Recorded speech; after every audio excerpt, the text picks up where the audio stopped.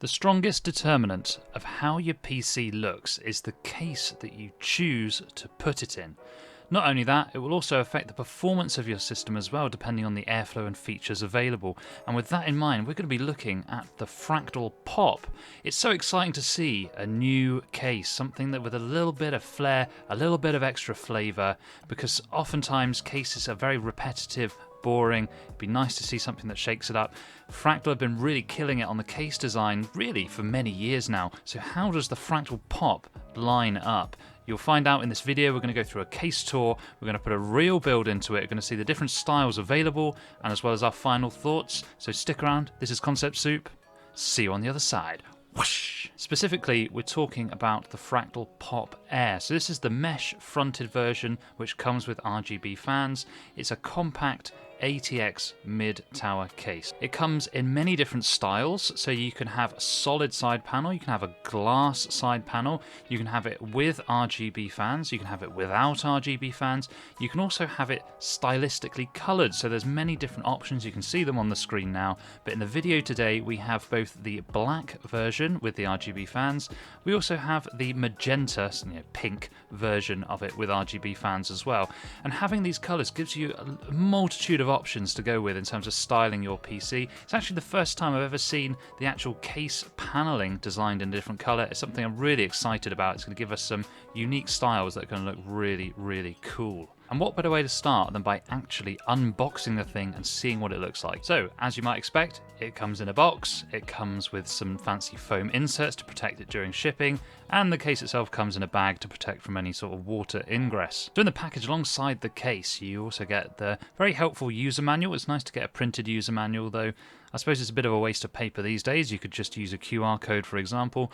It also comes with this Radiator adapter. Now, I believe the purpose of this is to allow you to fit a 280mm radiator in the top of the PC, but as you'll see here, we have a bit of a clearance problem with certain kinds of RAM, even when installing a 240mm liquid cooler on the top. Actually, these brackets came in very handy. What I suspect probably happened is they tooled this case out and then it went out to QA and somebody couldn't fit a 240mm liquid cooler in the top, so they then invented these brackets in order to shift the liquid cooler further towards the tempered glass side of the case, therefore allowing you to actually fit it in. You'll see how we put that together later on, but it's nice that they do this kind of thing after the fact to make it right. And whenever I like to go through a case tour, I like to start by looking at the actual cable management side of the case rather than the presentation side of the case, because this is where a lot of your hard work is going to be done. So let's crack that open. You need to unscrew the two thumb screws on the back of the case. Now from the factory, these were pretty tight, so you're going to need a screwdriver to take those off.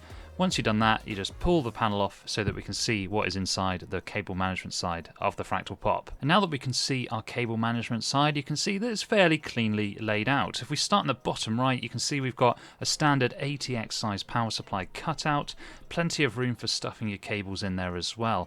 Just to the left of that, you'll see two 3.5-inch bays. These are fantastic for obviously mounting your 3.5-inch drives. But if you have one of those really big, bulky power supply units, things like the Corsair RM1000, the ones that are a bit larger, you can actually very easily remove that hard drive cage on the bottom, allowing plenty of room for your cable bulk.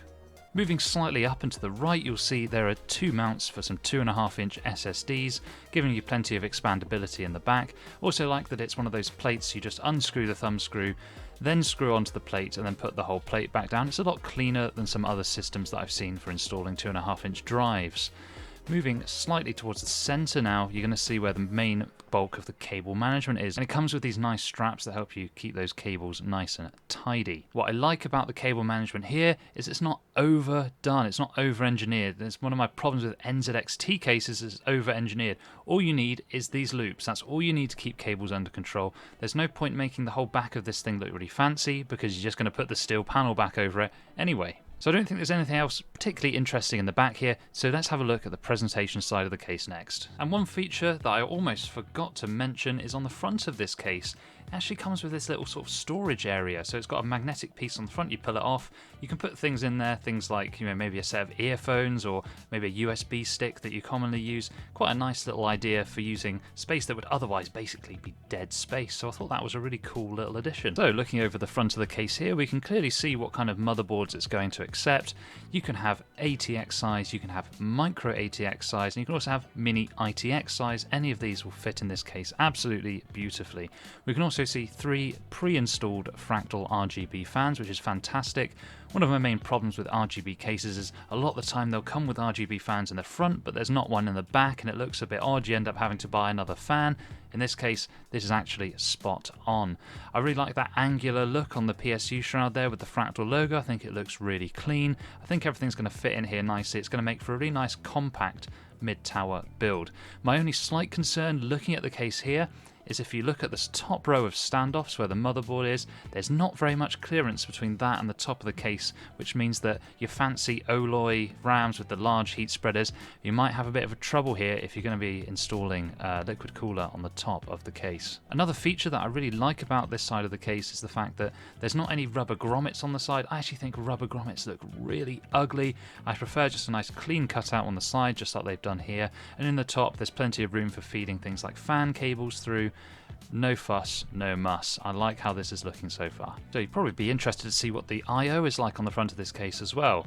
Very nice, clean strip. I quite like the way that this looks. So we've got obviously a power button. Next to that is an LED switch, so you can change the colors of the fans if you don't have a compatible motherboard. You also got a headphone, microphone jack. You've got 2 USB 3.0 ports as well. There is a slot for a Type-C attachment. That is an optional extra, so you don't get Type-C out of the box. So, you know, make of that what you will. I think it's cheaping out a little bit, but I don't use that much USB-C stuff anyway, so it doesn't really bother me personally. One thing I can see from the top of this case is I think there's a bit of missed potential here. I would have really liked to be able to fit a 360mm liquid cooler in the top of this case. There's clearly plenty of room for it. Just by shifting that front I/O, you'd easily have enough room to tool this so that you could fit a larger liquid cooler in the top of the case.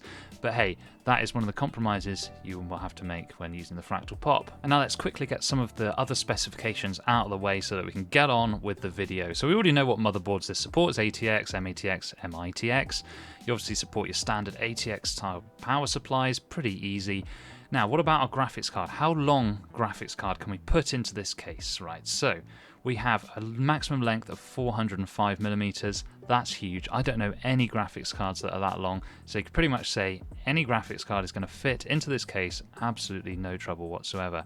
What about CPU cooler max height? So maybe using a tower air cooler, anything up to 170mm. Again, I can't think of any CPU coolers that are really going to be bigger than this, so you're perfectly covered there. On the front, you can fit a 280mm radiator, so if you wanted to front mount a liquid cooler, you certainly can.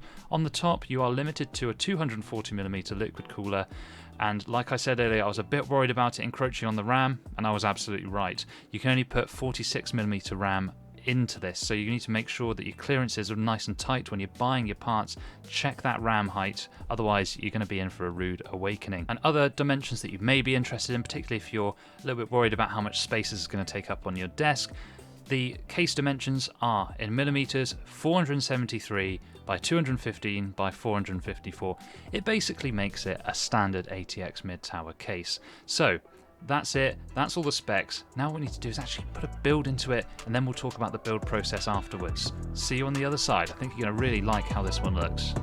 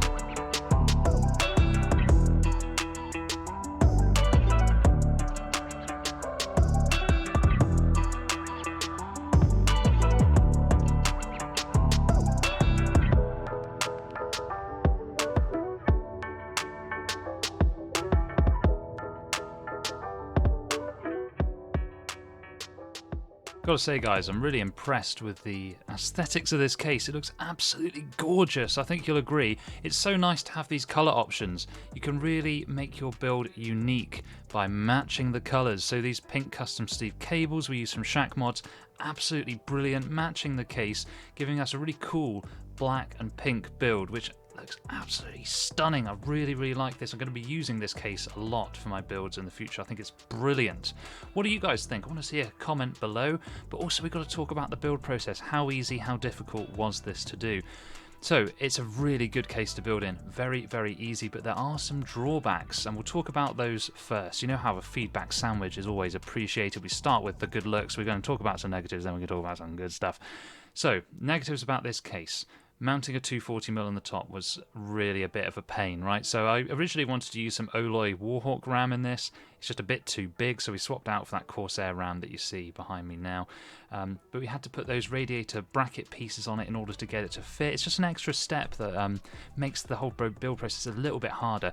But you know, we say that it is only a one-time thing that you're going to have to do, so on the whole I don't think it should colour your decision as to whether to buy this case. But one thing that was really annoying about this case, the fans that come pre-included, they're fine, they're good fans, but my gosh, the cables they come with are way too short. So I had to use extension cables in order to get these to fit.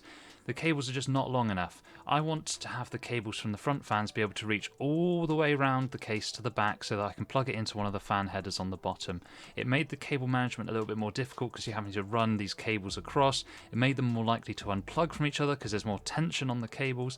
I really think they kind of dropped the ball on the fans here by not making the cables long enough. In addition, they are not PWM fans, they are DC fans, and that makes things a little bit tricky depending on the motherboard that you use. So when using something like an MSI or a Gigabyte motherboard, that's fine because you can control the fans using DC to quite a good degree of accuracy.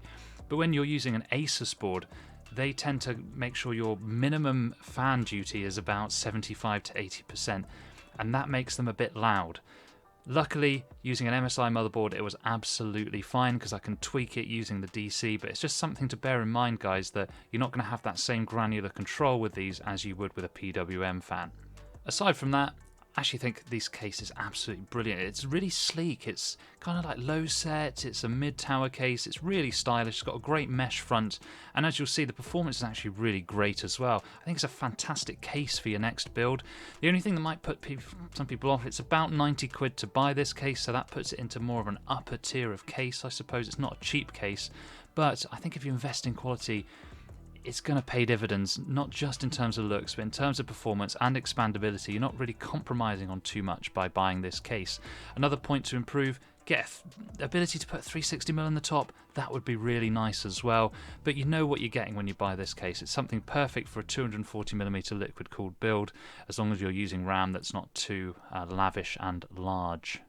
So obviously this example here, we've used a liquid cooler, but it works nicely for tower air-cooled builds as well. We'll show a photo of one on the screen here as well.